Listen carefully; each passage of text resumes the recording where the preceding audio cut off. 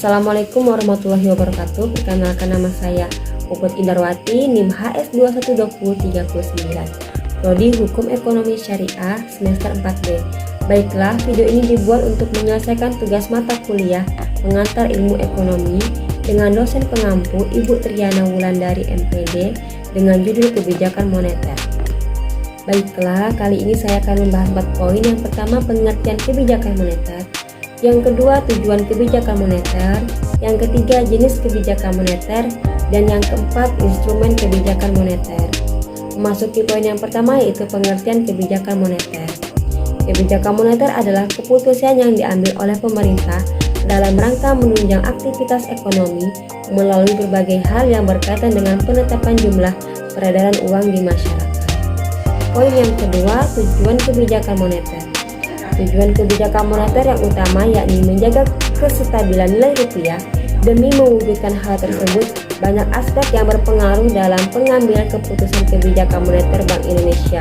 Di bawah ini, berbagai tujuan kebijakan moneter adalah sebagai berikut. Yang pertama, menjamin stabilitas ekonomi.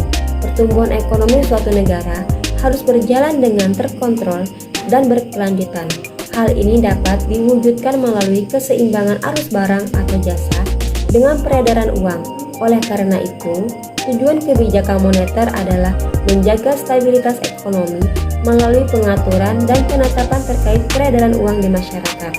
Yang kedua, mengendalikan inflasi.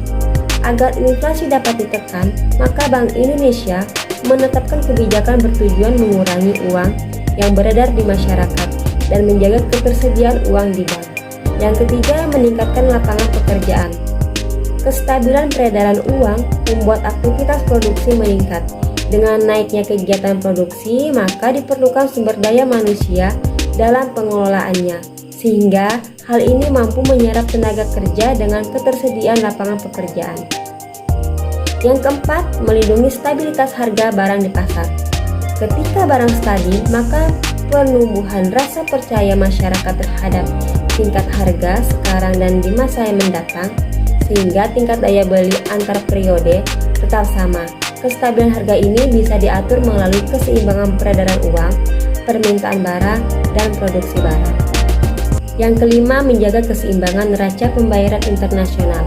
Hal ini dapat diwujudkan melalui kestabilan jumlah barang ekspor dan impor sama besarnya. Oleh karena itu, tak heran pemerintah sering melakukan devaluasi dalam hal ini.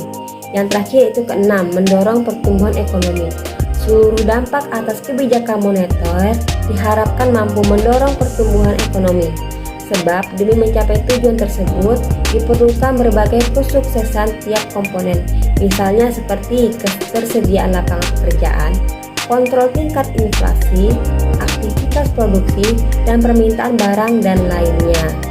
Selanjutnya, poin yang ketiga, jenis-jenis kebijakan moneter. Yang pertama, kebijakan moneter ekspansif. Jenis kebijakan moneter yang melakukan pengelolaan dan pengaturan peredaran uang dalam aktivitas ekonomi disebut sebagai kebijakan moneter ekspansif. Dalam hal ini, tujuan utamanya meningkatkan peredaran uang di masyarakat sehingga roda perekonomian meningkat. Dampak kebijakan ini tak hanya mengurangi kegiatan bisnis atau daya beli konsumen, tetapi juga mengurangi tingkat pengangguran. Yang kedua, kebijakan moneter kontraktif. Kebijakan moneter kontraktif di mana kebijakan diambil sebagai langkah mengurangi peredaran uang di masyarakat saat terjadi inflasi. Hal ini diwujudkan melalui penjualan obligasi pemerintah, peningkatan suku bunga bank, dan peningkatan persyaratan cadangan untuk bank. Poin yang keempat, instrumen kebijakan moneter. Yang pertama, kebijakan diskon atau diskon rate. Kebijakan diskon merupakan instrumen kebijakan moneter yang mengukur melalui tingkat suku bunga bank ketika peredaran uang harus ditingkatkan, maka Bank Indonesia menurunkan suku bunga pinjaman. Sebaliknya, suku bunga kredit bank akan dinaikkan ketika peredaran uang harus dikurangi. Yang kedua, operasi pasar terbuka. Ketika pemerintah mengontrol peredaran uang melalui penjualan atau pembelian surat-surat berharga milik pemerintah, maka yang menjadikan instrumen kebijakan moneter adalah operasi terbuka. Saat Bank Indonesia ingin mengurangi peredaran uang, maka pemerintah menjual suatu harga. Sebaliknya, ketika peredaran uang harus ditingkatkan, maka pemerintah membeli surat berharga. Yang ketiga, kebijakan rasio cadangan wajib. Saat Bank Indonesia ingin mengurangi cadangan kas uang bank, maka uang diedarkan di masyarakat melalui pinjaman. Sementara bila cadangan kas uang bank harus ditambah, uang yang beredar di masyarakat ditarik dengan peningkatan suku bunga tabungan. Yang keempat, penetapan suku bunga acuan. Dalam mencapai tujuan kebijakan moneter, maka Bank Indonesia memiliki wewenang dalam mengendalikan peredaran uang melalui suku bunga. Besaran suku bunga yang ditetapkan oleh Bank Indonesia akan menjadi acuan bank umum di seluruh Indonesia dalam menjalankan aktivitasnya. Oleh karena itu, instrumen kebijakan moneter adalah penetapan suku bunga acuan.